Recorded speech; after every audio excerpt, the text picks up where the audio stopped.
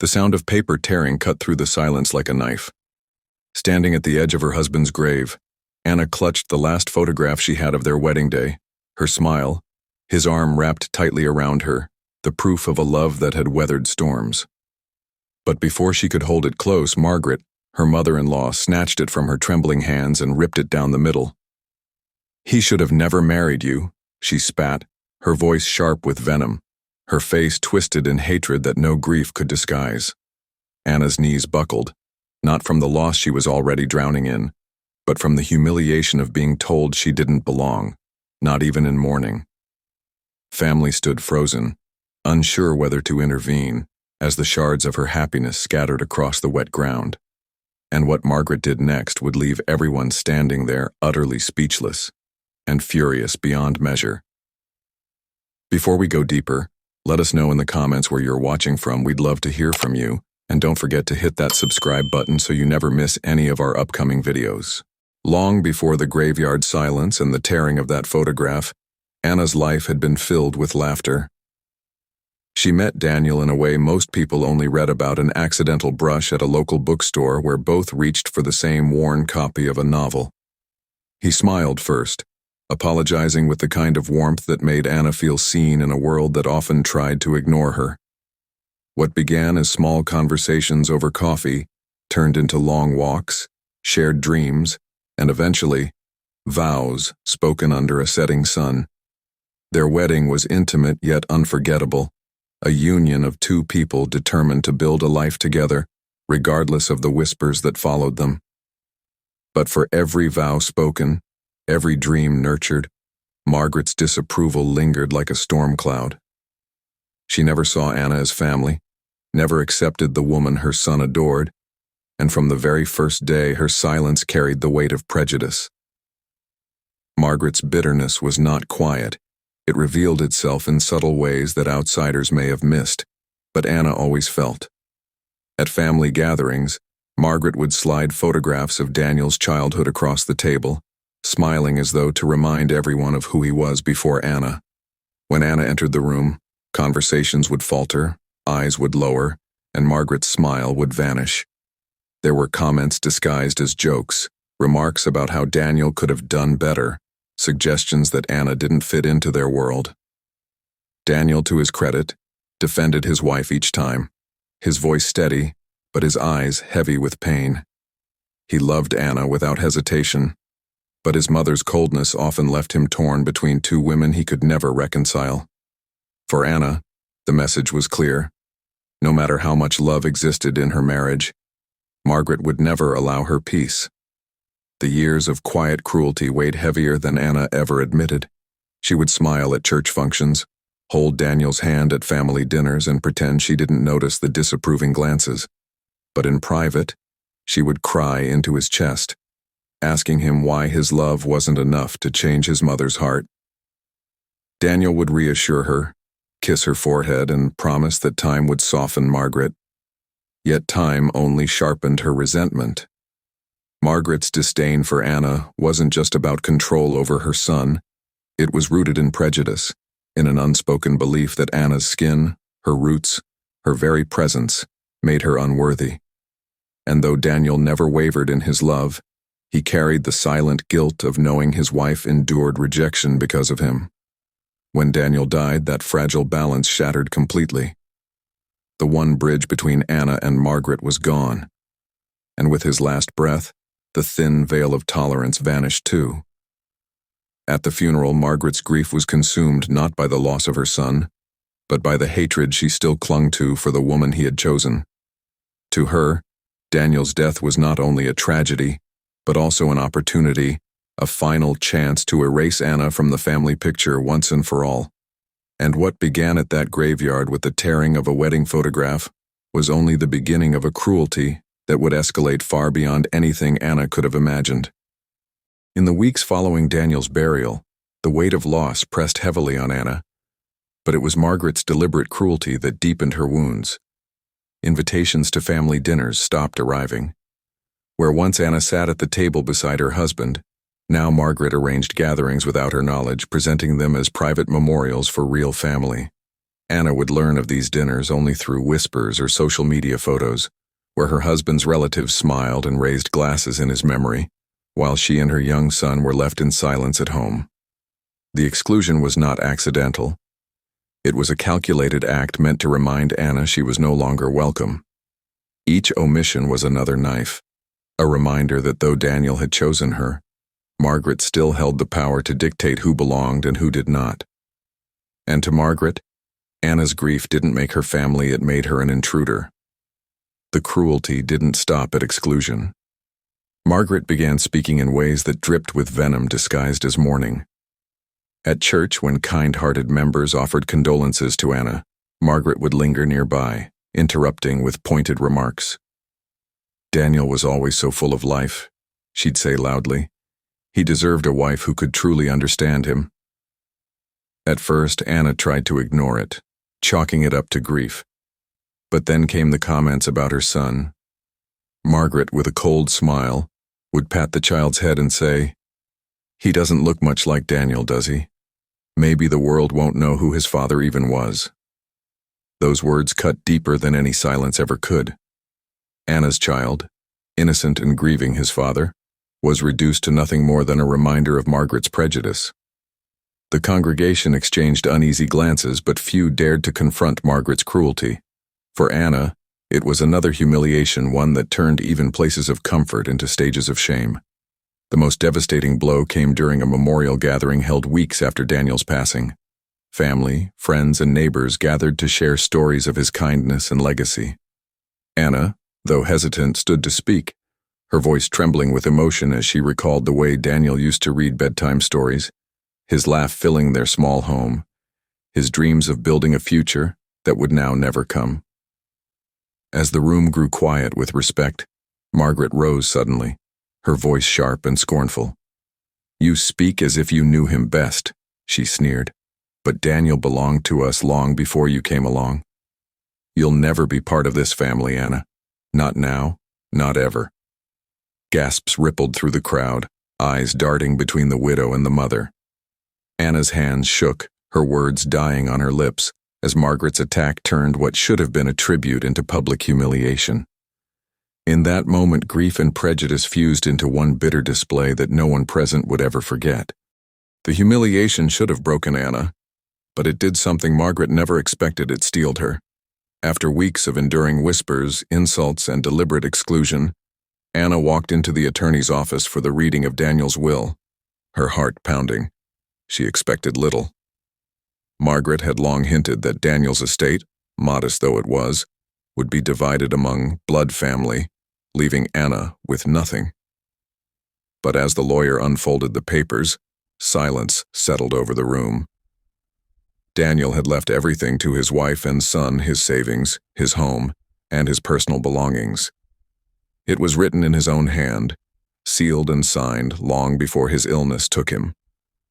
Margaret's face flushed, her lips trembling as though she might snatch the paper from the lawyer's hands. For Anna, the moment was not about wealth, it was about validation. For once, Daniel's voice cut through the grave, speaking louder than his mother's hatred. But Margaret was not finished. Her fury only grew, and in that rage, she made her most damning mistake. Days later, at the family home, Anna arrived to collect Daniel's belongings. Margaret confronted her in the driveway, her anger spilling over into violence. She shoved Anna hard against the car door, screaming that she was a thief, that she had manipulated Daniel into rewriting the will. Unbeknownst to her, a neighbor across the street had been recording on their phone, disturbed by the escalating argument.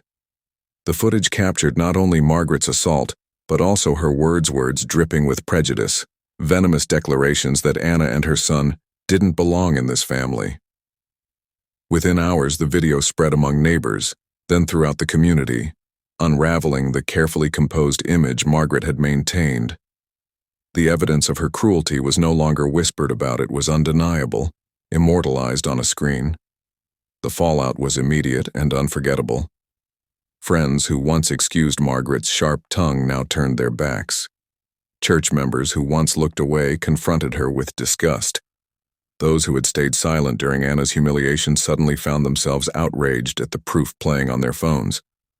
Margaret's own sisters, who had stood beside her at the funeral, called in disbelief, ashamed of the family name being dragged through the mud. For Anna, the moment was surreal.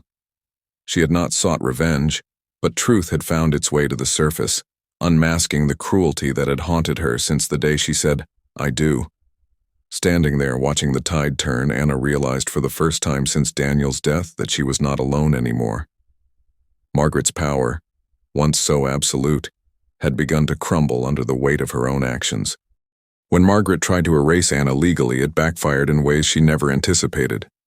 Furious that Daniel's will had left everything to his wife and child, she filed a lawsuit claiming that Anna had manipulated him in his final days. She gathered family members to testify, trying to paint Anna as a schemer who had taken advantage of a grieving son. But the court examined the will, written and notarized long before Daniel's illness, and dismissed the claim outright.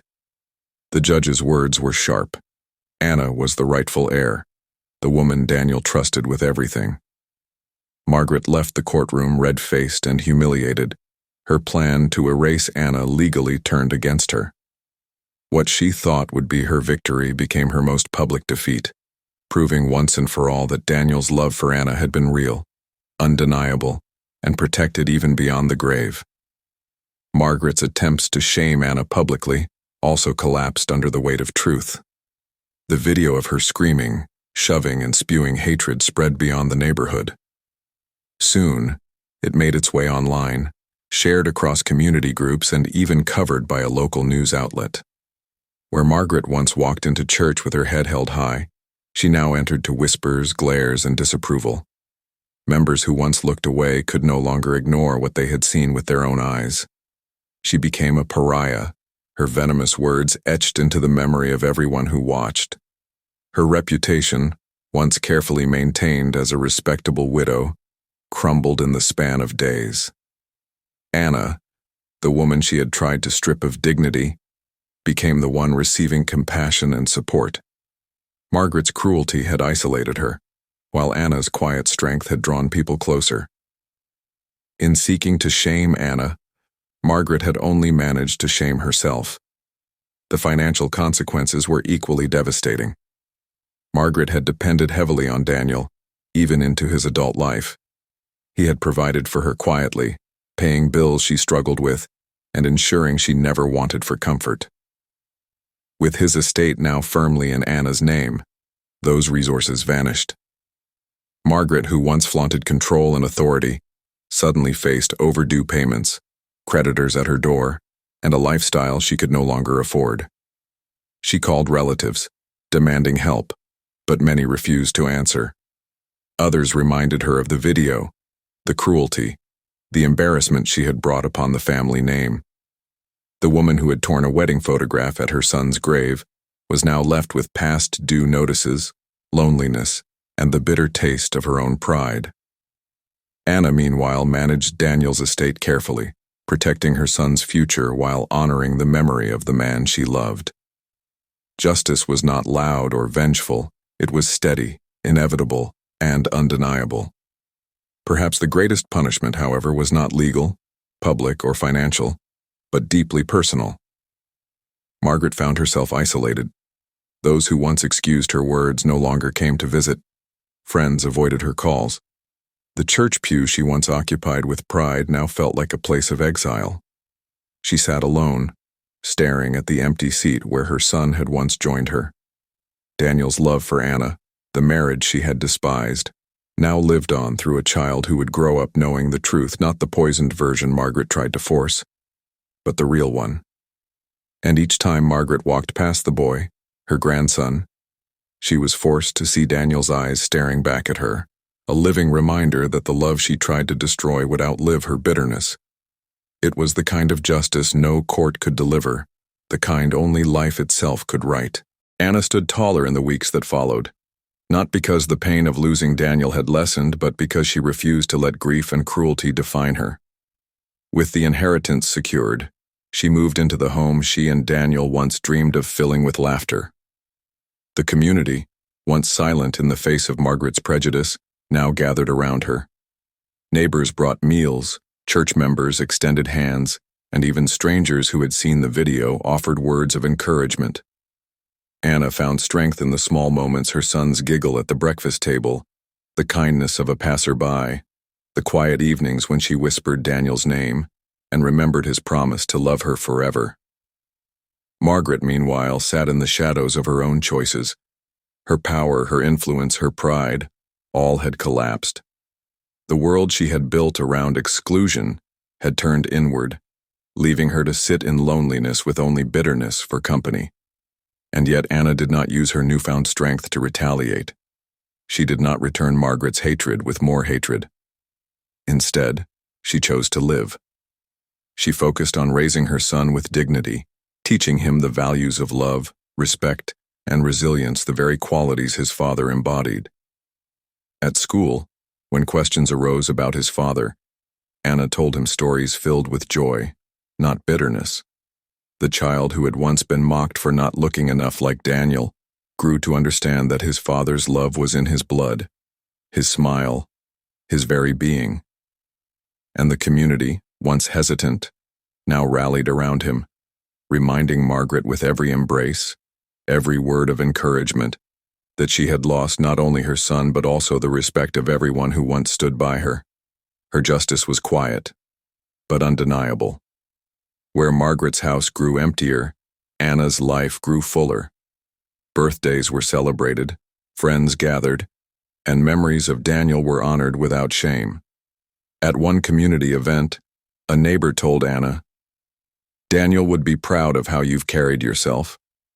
She smiled through tears, realizing that her strength was not just her own, it was the legacy Daniel had left behind.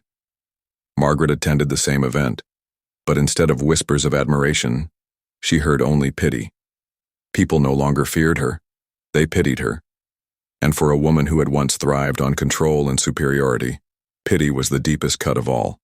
She had not destroyed Anna. In trying to erase her daughter-in-law, she had erased herself. Anna's story did not end in bitterness, it ended in dignity. She had endured humiliation, exclusion, and public shame, but through it all she emerged with grace. The world had seen the truth, and the truth had set her free. Margaret remained trapped in her own cage, punished not by Anna's hand, but by the weight of her own actions. And so the story closes with a lesson that resonates across every heart that has ever known betrayal, injustice, or cruelty. Hate destroys only the one who carries it. If you were in her shoes, would you have stayed silent or fought back? Before the turning point, many wondered, do you think she'll finally be exposed, or will she get away again? Now that the truth is clear, we ask you, what lesson do you take from this story? Let us know where you are watching from, and don't forget to subscribe for more interesting stories like this.